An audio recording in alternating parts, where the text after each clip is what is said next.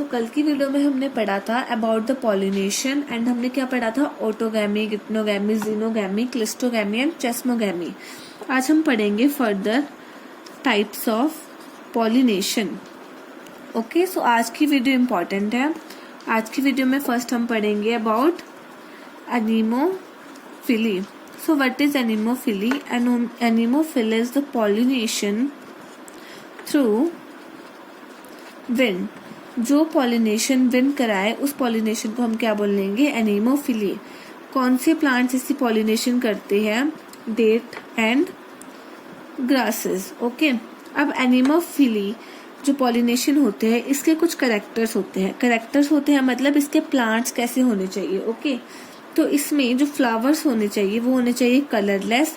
क्यों? क्योंकि अगर कलर की नीड कब पड़ती है? अगर कोई इंसेक्ट होता है या फिर कोई बर्ड होता है उसको अट्रैक्ट करने के लिए। बट विंड से पॉलिनेशन हो रही है तो ये कलरलेस हो सकता है, कलरलेस, ऑर्डरलेस हो सकता है एंड नेक्टरलेस हो सकता है। ओके, और जो पोलन ग्रेन्स होंगे, पोलन ग्रेन्स कैसे होने चाहिए? पोलन ग्रेन्स स्मॉल होने चाहिए एंड लाइट इन वेट होने चाहिए, तभी तो वो विंड से इजिली जा पाएंगे। ओके, और क्या होता है इसमें? जो स्टिग्मा होगा, स्टिग्मा कैसा होना चाहिए? स्टिग्मा होना चाहिए फेदरी, ताकि वो क्या कर सके? पोलन ग्रेन्स को अट्रैक्ट कर सके अपने साइड। ओके, और पोलन ग्रेन्स लार्ज नंबर में प्रोड्यूस होने चाहिए, क्योंकि विंड से लॉसेस भी बहुत सारे हो सकते हैं। ओके, तो मैं दिखाती हूँ आपको विंड पॉलिनेटेड प्लांट्स। ये देखिए, ये है विंड पॉलिनेटेड प्लांट। जैसा कि आप देख रहे हैं इसमें स्टिग्मा कैसे है? फेदरी है, ताकि क्या कर सके? ये पोलन ग्रेन्स को ट्रैप कर सके। Okay, clear? ओके, देन अगला टाइप हम पढ़ेंगे। अगला टाइप है हाइड्रोफिली। तो जैसा कि आप हाइड्रो से समझ ही रहे हैं, वाटर। सो पॉलिनेशन थ्रू वाटर। जो पॉलिनेशन कैसे होगी?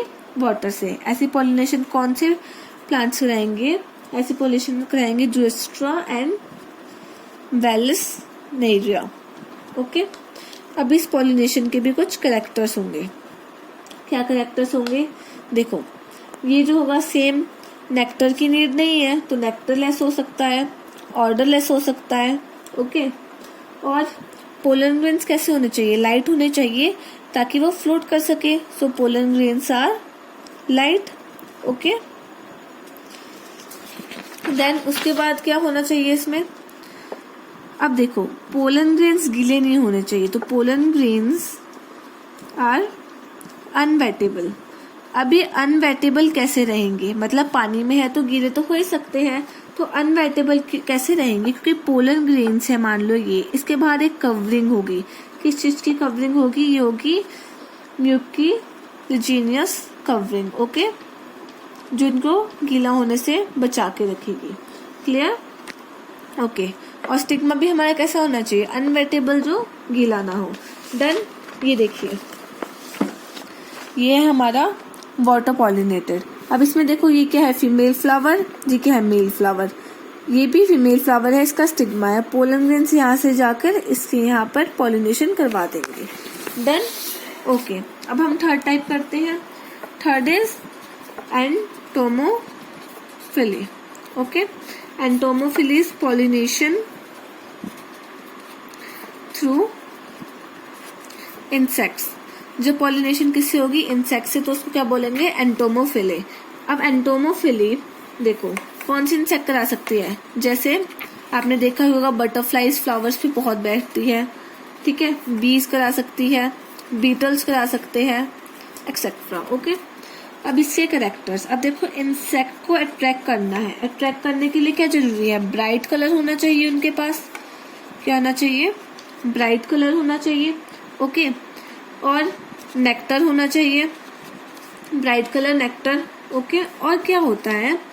देखो, जो पोलन ग्रेन्स होते हैं ना, पोलन ग्रेन्स सराउंडेड होते हैं किससे? एक येलो ऑयली सब्सटेंस से, येलो ऑयली सब्सटेंस से। और उस सब्सटेंस को हम क्या बोलते हैं? उस सब्सटेंस को हम बोलते हैं pollen kid. This is an MCQ question. Okay, और अब क्या होता है इसमें कि कुछ फ्लावर्स ऐसे होते हैं जो सेफ प्लेस प्रोवाइड करते हैं किसको, इंसेक्ट को, सेफ प्लेस प्रोवाइड करते हैं किसको, इंसेक्ट्स को। फॉर एग्जाम्पल एक यूका फ्लावर होता है, ये यूका फ्लावर सेफ प्लेस किसे देता है, मॉथ को, ताकि वो अपने क्या कर सके, एग्स ले कर सके फ्लावर के अंदर। Okay clear, okay. अब हम जाते हैं अगले फोर्थ टाइप पे। फोर्थ टाइप हमारे पास है ornithophily. Ornithophily is pollination through birds. जब पॉलिनेशन कौन कराए, बर्ड्स। अब पॉलिनेशन थ्रू बर्ड्स हो रही है, ठीक है। जैसे कौन सा बर्ड करा सकता है, हमिंग बर्ड। डन। अब देखो पॉलिनेशन थ्रू बर्ड्स के कैरेक्टर क्या होंगे, एक तो ब्राइट कलर होना चाहिए ताकि क्या कर सके, बर्ड्स को अट्रैक्ट कर सके। नेक्टर होना चाहिए, कैसा नेक्टर होता है, इसमें होता है वाटरी नेक्टर। कैसा नेक्टर होता है, वाटरी नेक्टर। अब इसमें क्या होता है, ये ऑर्डरलेस हो सकता है, ओके। एंड क्या होता है, watery nectar, bright colour, odourless. Okay, ये इसके कैरेक्टर्स है, ठीक है। डन। तो टाइप्स ऑफ पॉलिनेशन खत्म। सबसे पहले हमने पढ़ा anemophily, pollination through wind, hydrophily, pollination through water, entomophily, pollination through insects, and ornithophily, pollination through birds. Okay, further अब हम आगे बढ़ते हैं। अगला टॉपिक है हमारा आउटब्रीडिंग डिवाइसेस।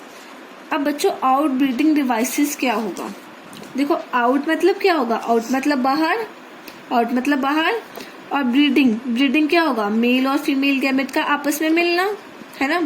तो बाहर मिलना का क्या मतलब हुआ, क्रॉस पॉलिनेशन। तो आउटब्रीडिंग डिवाइसेस ऐसे डिवाइसेस होंगे जो क्या करेंगे, जो प्रिवेंट करेंगे किसको, सेल्फ पॉलिनेशन को। ओके, और क्या करवा देंगे, हमारी क्रॉस पॉलिनेशन। अब ये कैसे कैसे करा सकते हैं इसको हम पढ़ते हैं। ओके, अब देखो फर्स्ट आता है इसमें सेल्फ स्टेरिलिटी। क्या आता है, सेल्फ स्टेरिलिटी।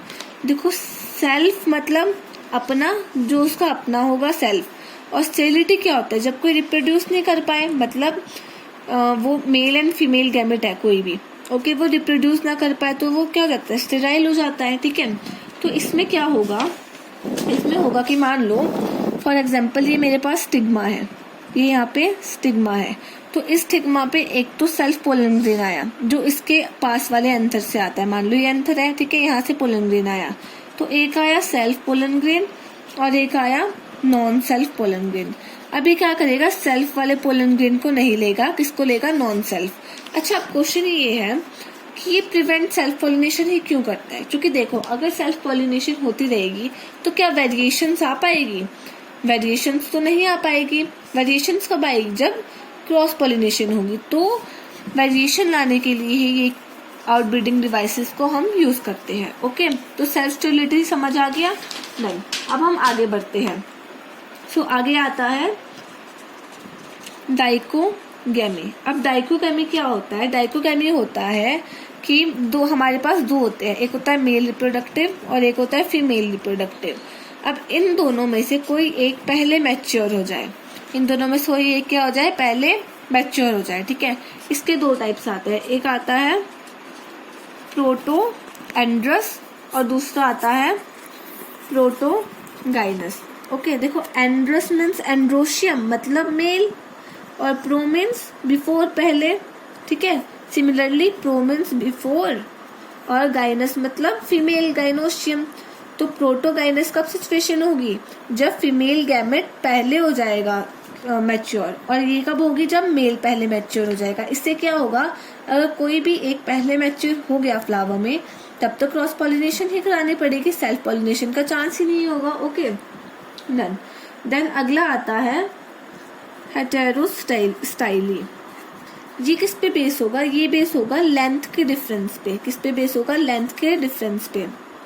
अब ऐसा होगा कि मान लो दिस इज स्टिग्मा और दिस इज एंथर। अब क्या होगा, स्टिग्मा बहुत ऊपर चला जाएगा, मतलब ये जो फीमेल वाला पार्ट है ये बहुत ऊपर चला जाएगा और ये छोटा रह जाएगा, जिस वजह से सेल्फ पॉलिनेशन नहीं हो पाएगी।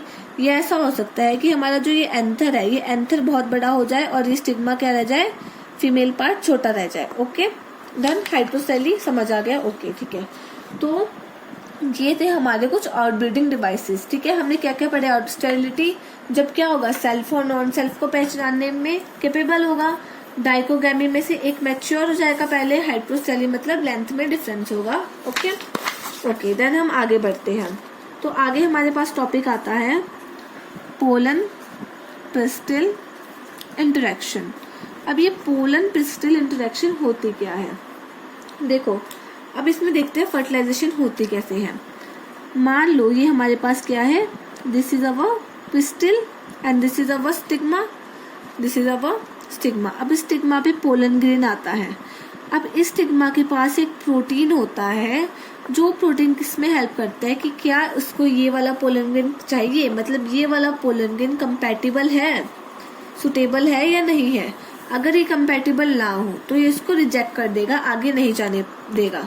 अगर ये कंपैटिबल हो तो ये इसको आगे जाने देगा। ठीक है, तो क्या होगा, मान लो सबसे पहले तो स्टिग्मा चेक करेगा कि कंपैटिबल है या नहीं है, किसकी मदद से, प्रोटीन की मदद से। ओके, अगर ये कंपैटिबल है तो ये स्टिग्मा इसको आगे जाने देगा। फॉर एग्जाम्पल यहाँ पर देखिए, यहाँ पर मान लो यहाँ पर आया pollen grain, pollen grain compatible है तो नीचे क्या पोलन ट्यूब के जरिए जाएगा।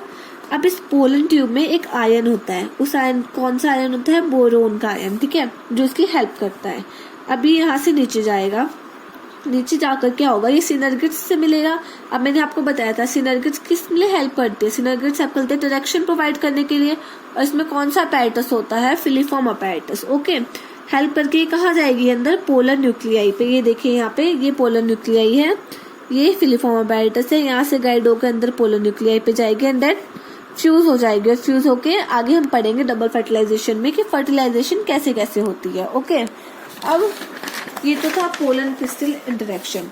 अब ये जो पोलन ट्यूब है, ठीक है, अगर तो ये पोलन ट्यूब कहाँ से एंटर होगी, चलाजा एंड से एंटर होगी। कहाँ से, चलाजा एंड से, तो इसको बोलेंगे हम चलाजोगैमी। ओके, अगर ये पोलन ट्यूब माइक्रोपाइल एंड से एंटर होगी तो इसको हम बोलेंगे पोरोगैमी। और मोस्टली केसेस में कौन सी होती है, पोरोगैमी।